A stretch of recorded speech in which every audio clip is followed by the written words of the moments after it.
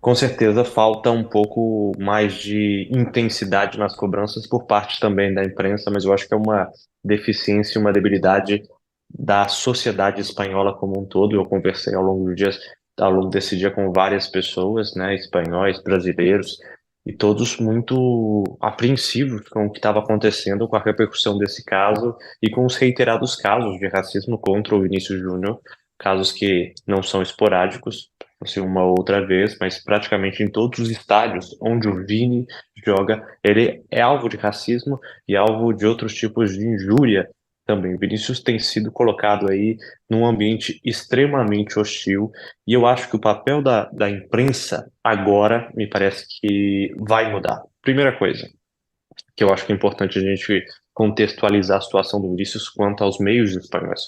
O Vinícius chega a Madrid ainda um pouco cru com seu futebol, com algumas dificuldades esportivas, e vai para o time B do Real Madrid para amadurecer um pouco, para crescer como jogador. Nesse processo, ele que foi vendido do Flamengo para o Real Madrid por uma quantia astronômica, é criticado por todos os lados.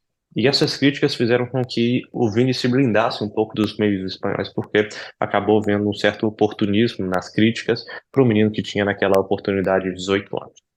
Desde então, o Vini não se abre muito para os meios espanhóis. Isso a gente tem de forma clara, o próprio Vinícius fala, os assessores dele falam que ele não gosta e não fala com os meios espanhóis. É muito difícil que ele dê entrevista, por exemplo, uma entrevista exclusiva para algum meio espanhol, por conta desse passado que ele já sofreu muito e sofre hoje em dia.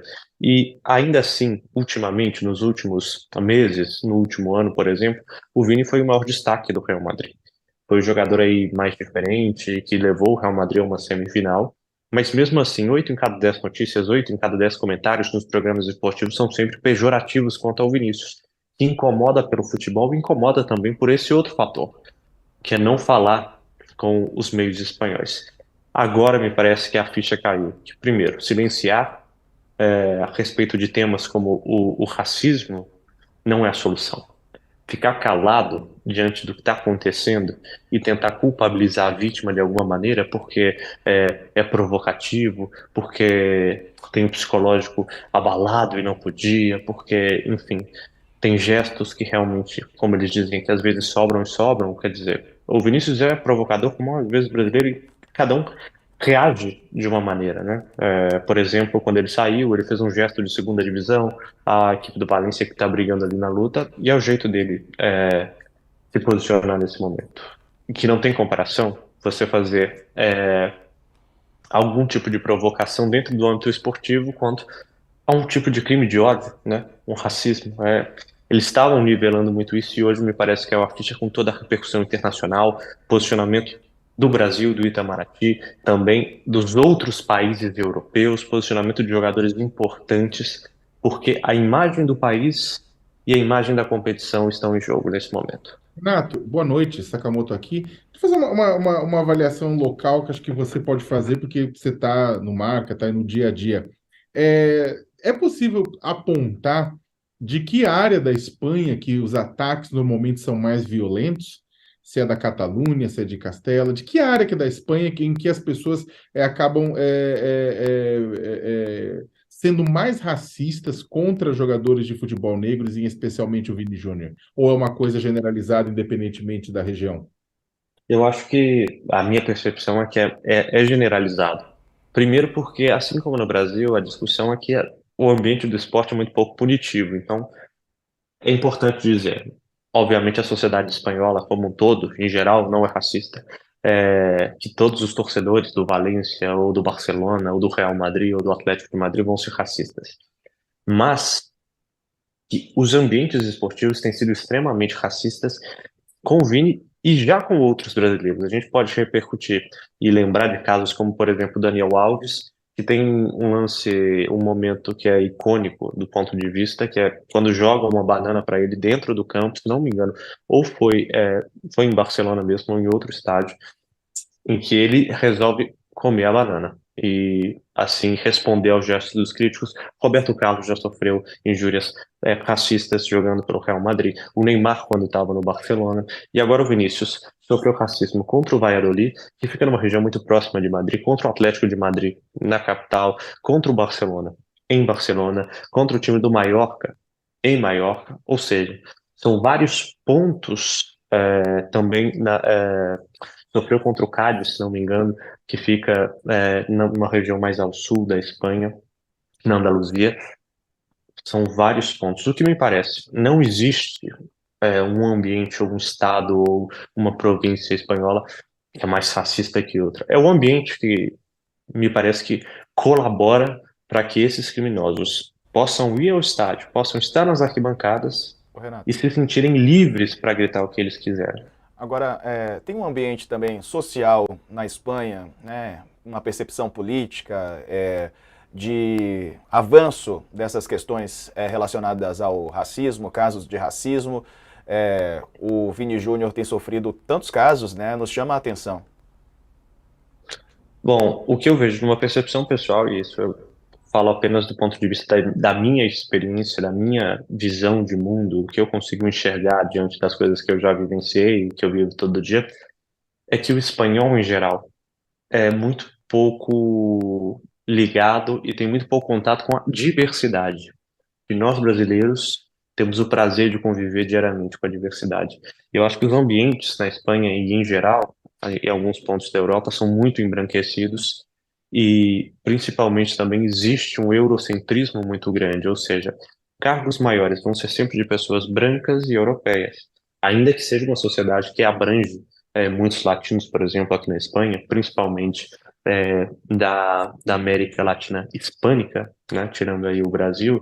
Existem muitos imigrantes, muitos estrangeiros que vivem na Espanha, mas eles são muito apartados socialmente.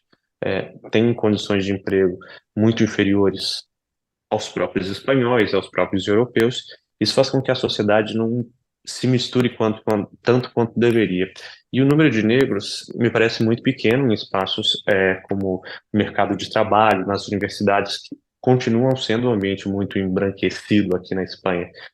Isso não justifica, mas eu acho que isso é um dos pontos que a gente precisa olhar para entender por que e como a sociedade não reage de uma forma mais enérgica a tudo que está acontecendo. Eles não estão acostumados com a diversidade, essa é a minha sensação no dia a dia, que eles não estão acostumados com essa diversidade e por isso minimizam o sofrimento, por exemplo, do Vinícius, que muitas vezes é tratado aqui como um certo mimimi, como se o jogador tivesse que aguentar. E muitos dizem, não, mas ele não é o único preto do Real Madrid, não é o único jogador negro que já vestiu a camisa do Madrid ou aqui na Espanha, que são outros, porque só passa com ele. Porque Renato, nesse nível de escalada não há outro, não há nada semelhante ao que acontece com o Vinícius Júnior com outro jogador. Renato, depois das suas primeiras declarações terem sido vistas como desastrosas por muita gente, o Javier Tebas, o presidente do La Liga, ele mudou de posicionamento, ele fez silêncio. Como é que está a cobrança contra ele? Bom, ele está sendo muito cobrado, Javier Tebas, que ontem se posicionou logo no primeiro post do Vinícius, reclamando de tudo que havia acontecido. Ele se posicionou um pouco em tom irônico, criticando o Vinícius que não teria comparecido a uma reunião. Disse como, você está reclamando disso, mas tem que ter cuidado, porque você mesmo não veio a nenhuma reunião que a Liga propôs. Primeira coisa, a Liga denunciou em 8 casos que aconteceram, fez 8 denúncias. Ninguém foi preso. 3 foram arquivadas. E até o momento a gente não tem nomes claros, não tem punições deportivas claras para os clubes, nem de pagamento, nem de financeiro, nem de nada, de perder mando de campo, de proibição de torcedores, de nada. Então essa é a cobrança do Vini. Hoje pela manhã ele voltou a se pronunciar depois que o presidente da Federação Espanhola, que é como se fosse a CBF daqui, e a Liga é como se fosse uma competição à parte. A gente não tem, como se o Brasileirão fosse a parte da CBF. Hoje a gente tem isso junto, né? Pode ser uma criação da Liga para entender. É uma associação separada. O presidente da Federação Espanhola criticou e disse que o problema do racismo precisa ser enfrentado e é um problema do futebol espanhol. Assumiu isso em entrevista coletiva e disse que as frases do Tebas são muito desastrosas, que é necessário reconhecer o que está acontecendo, mas Javier Tebas, presidente da La Liga, segue com o mesmo discurso, que as denúncias estão sendo feitas e que a Liga está tentando punir e, enfim, está do lado do Vinícius. Não fez o meia-culpa, não pediu desculpas ao Vinícius e tampouco se mostrou solidária a esse momento.